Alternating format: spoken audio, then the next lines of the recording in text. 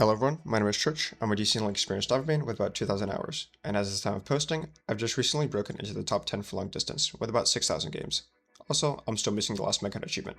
This is intended to be a somewhat educational video on the usage of shark screens. While the main POV is going to be from the diver's perspective, as that's my main role, I'll bring up shark polemic concepts as well. Also, and to preface this video, I'm not here to debate any balance ideas for the shark screen. This can be done in the Discord, Steam forums, or this handy dandy spreadsheet I made. It's pretty cool and you should definitely check it out.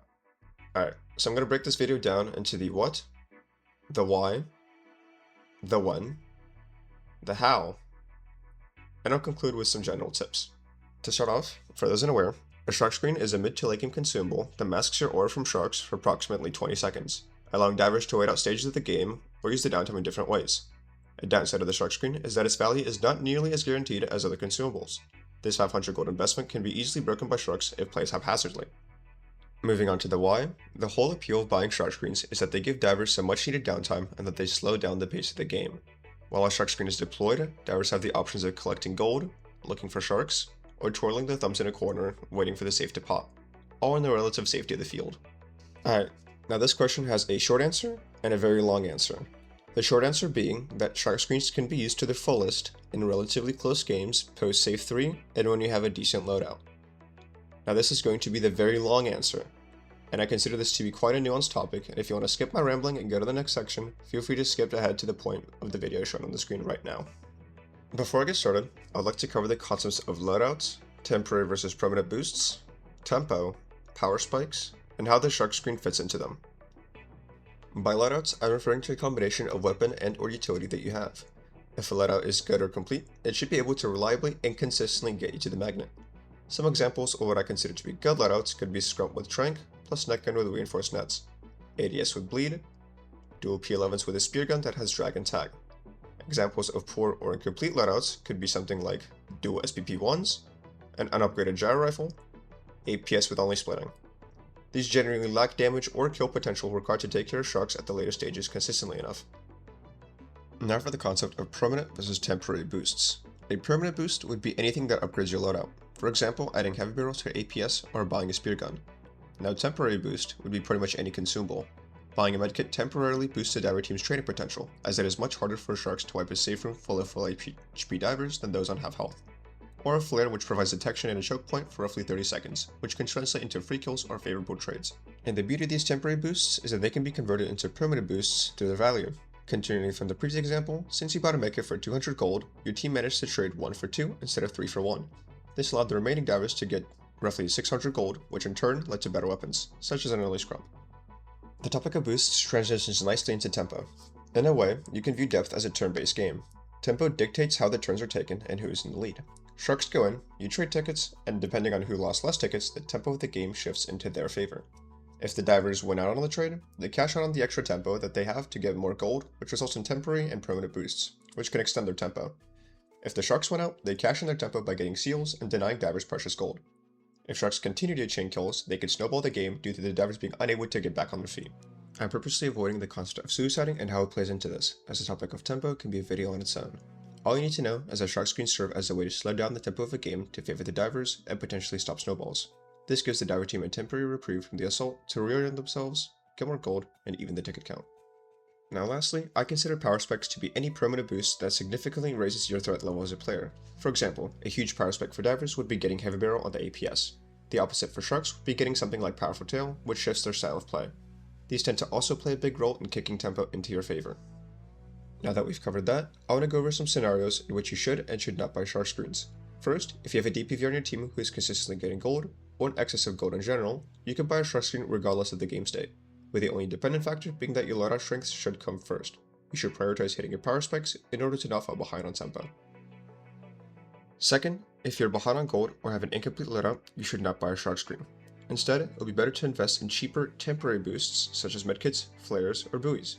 Buying a shark screen when you're behind will only delay your power spike and curb your tempo even harder. For example, in this game I have dual P11s and a gyro rifle. However, I'm still missing core aspects of my loadout, such as penetrating and a night vision scope. If I'm to buy a shark screen right now, while it would give me a momentary reprieve, I'd much rather get something cheaper to keep us afloat while I try to farm gold to complete my setup. The reason I choose not to do so in this screenshot is because I have newer teammates and I need all the gold I can get to spike as fast as possible. because as soon as I hit the scope plus penetrating power spike, my threat level as a diver goes up significantly, and I'm able to secure kills much easier. Third, you're ahead on tickets. In this case, it is better to keep momentum and press the attack by buying cheaper, temporary boosts such as flares for detection and medkits to prevent negative trades, while farming up more gold to flash out your loadout. However, you cannot go wrong with buying a shark screen in this scenario either if you're ahead.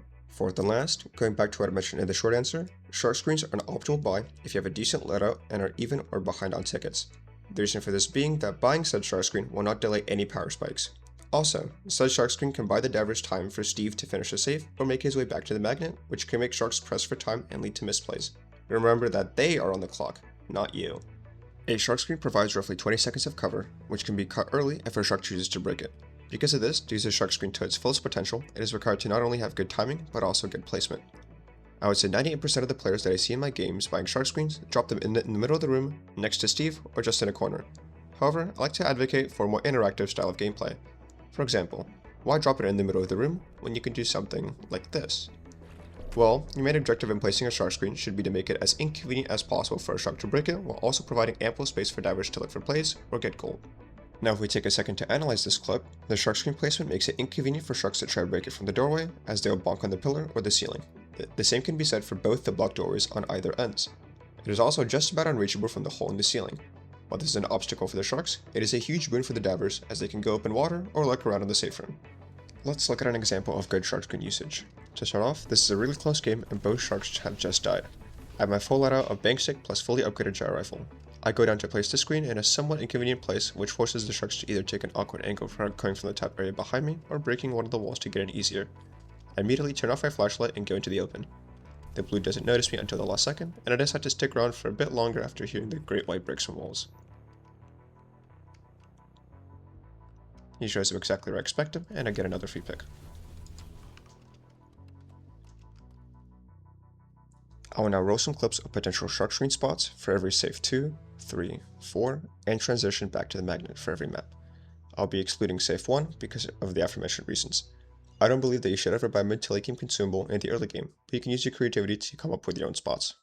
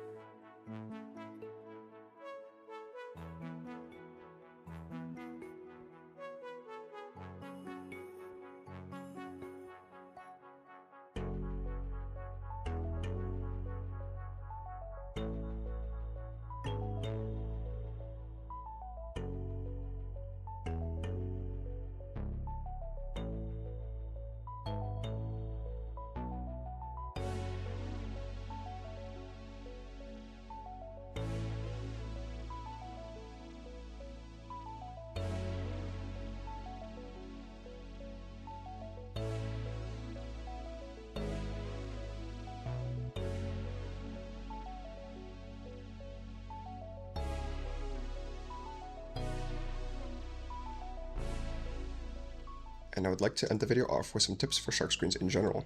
Number 1 being toggling. The main reason to toggle a shark screen on and off in the first place is to conserve battery life.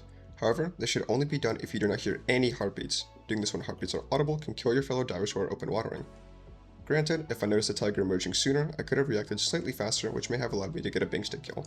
However, regardless of this, the shark screen should never have been turned off in the first place here. My second tip would be to avoid using the snow globe skin. Unless you're planning on actively sabotaging your team, this skin is pay to lose due to its particle effects, drastically reducing the chances of you spotting a shark from the safe room or open water. This is a reminder that our shark screen does not give you full invisibility, and they should still use cover or at least hug a wall, because movement in the open is a lot easier to see the movement across the surface. You can see this from the clip playing in the background. It should become muscle memory to turn off your flashlight whenever a shark screen goes up. The default keybind for this is G. Since sharks lose access to their oar reading when the screen is up, they will seek out other sources of information, such as your flashlight beam. Turning off this flashlight will make you practically invisible, provided that you still use cover. Some shark matchups have different interactions with shark screens. Blue and mako sharks can mark divers before their shark screen goes up, and the mark will persist despite the lack of oar reading. Be mindful of this if you choose to go open water. Bull and copper receive excessive rage charge from being within a shark screen field. You can either choose to avoid shark screens in this matchup, or, on the other hand, play extra aggressive when one comes down to punish any such behavior. I would say that Thresher is the one matchup you should completely avoid buying shark screens into. Its rank 3 ability allows it to break consumables from a generous distance, making shark screens a 500 gold sink. This concludes the video. Thank you for watching, and I'll see you in the depths.